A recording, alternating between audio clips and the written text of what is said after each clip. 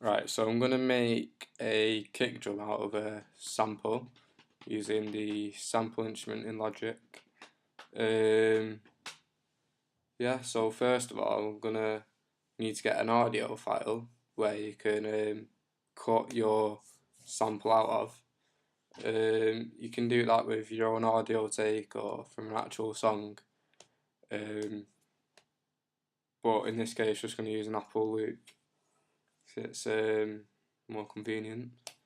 So I chose this one before just because I wanted to get a loop that like doesn't have too many like hats or snares that are going on at the same time as the kick, so I can get a clean kick sound.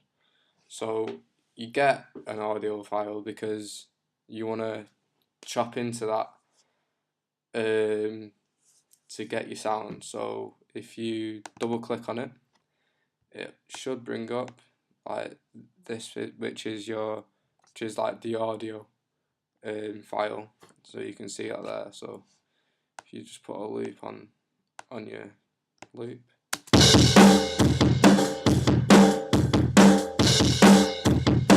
so you can clearly hear where the kicks are being played, which looks like this bit here. So if I just highlight that, see, you can hear the kick, but there's also a lot of spill. So just try that one instead. It's got less spill. See that one?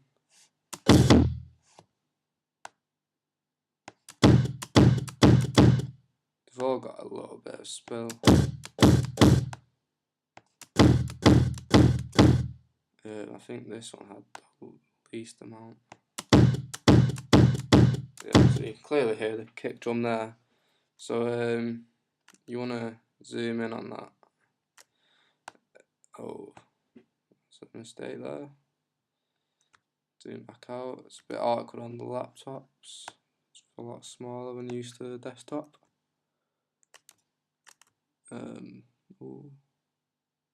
Right, so I'm gonna re-grab that there. Right, and then I'm gonna zoom in on it. There we go. It's focused a little bit now. So you want to try and get it. You want to try and cut this audio sample out where the frequencies are at the same level. Like you don't want to chop into it here, because you're just gonna get a really you're gonna cut the sample straight in the middle of a hit, and it's gonna be clicky and dead weird. So if you click shift outside, you can adjust this without losing your place. As you can see there, it's kind of stopping, but Logic will snap it into place as best as it can, and it looks like there's where it's ending. I'm gonna try and cut it out there. Yeah. See that? It's got a click there, so that isn't right. So you wanna try it there, and that's a lot better. I'm just gonna try and see if this cuts out a bit of spill.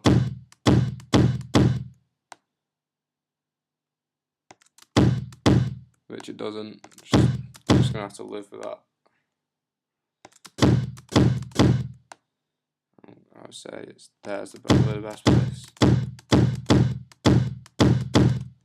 So there's your little sample. So you go in audio file, save selection as. Should bring up some options. Audio file, come on. There we go. Right, so you're best off saving it where Logic wants it to be saved, otherwise it might mess up when you load up the sample. But it only saves them as a AIFF. Yeah. And then, so that's acoustic drum kits. It's not telling me where. It's just a file called acoustic drum kit. So I'm going to save it though as kick for sample. Save.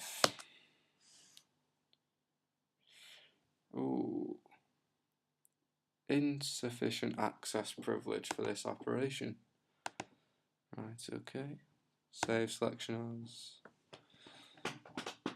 I'll try and save it into my my documents instead as a if kick for sample. There we go. Right. So then there's your little sample of the kick. So then you want to create a software instrument track. So that.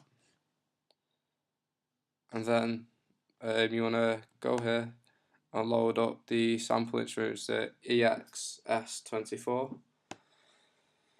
And it brings up this. This is like similar to a synthesizer with your filter and modulation and envelopes. But you want to go on edit, so you get this, and this is where you can create your own sample instrument. So first of all, you need to go on instrument new, instrument save as, sorry.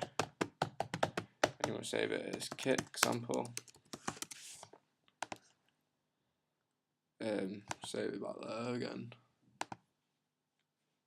And then you want to go on zones, load multiple samples, and this is where I can load up the sample I've just clipped from that loop. I'll go into my documents, kick for sample, add it to my sampler, click done. So then this zone width we don't really need because it's not a pitched instrument, so it can really play anywhere on the keyboard. So this is just where it is going to be played on the keyboard. That's selected at C1, which we can use because that's just basically where a kick would normally be on the keyboard if you had it out as a software instrument. So we'll leave it as C1. Okay. As you can see, there's a sample. By clicking there, that's just like playing my sample. So click off that and then save it. And then if you go here, you can delete that loop now, we don't need it. And then you should, if I find C1 on this, because I'm not used to not having a keyboard. I really don't know where it is, to be honest with you.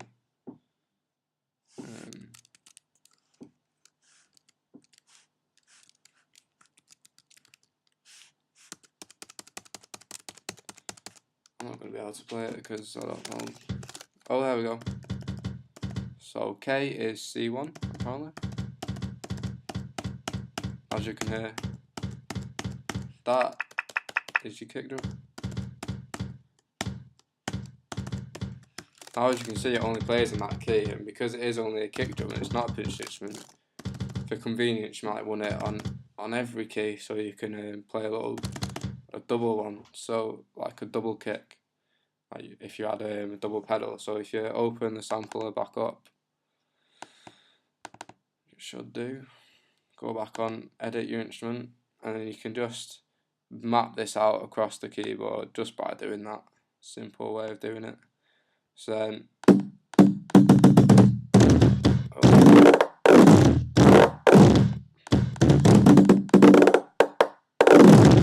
that seems to be pitching it, as you can hear. So that's how you would pitch it. Right to your that there.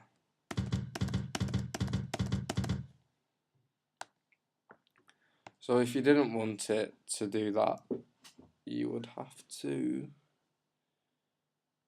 take pitch off and then do it, and it shouldn't do that. So as you can see, they're all the same now.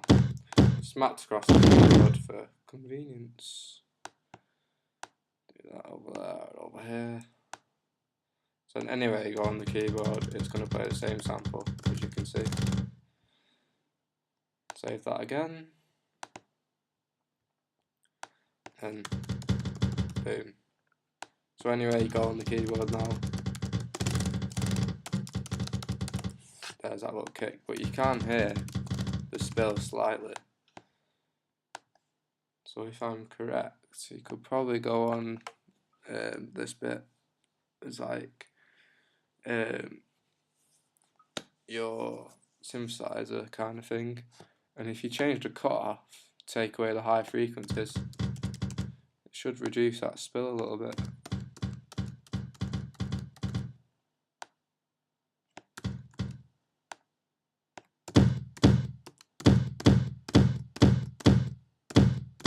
As you can hear.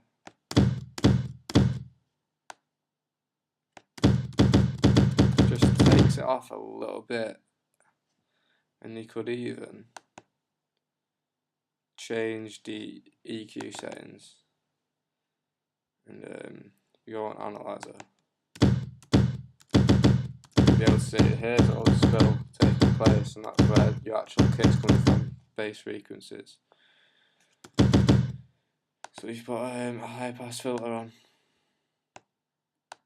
and drop it off there, you get a little bit of a sub because it's taken away all those high frequencies, including the spill completely. So if you just take that back a little bit, like that, like this. Still getting that weird sort of underwater feel.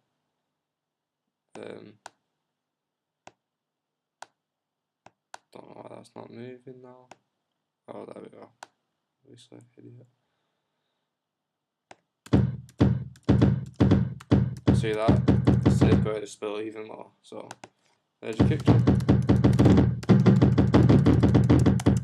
Quite beefy, and it sounds a lot more realistic than if you just like did it yourself on a subtractive synth or whatever. So that's how you get a realistic kick drum, and you could do that with a snare, a hat, and then you could map it out on your keyboard, so you've got your own little kick, like drum kit complete. So yeah, there's your sampler.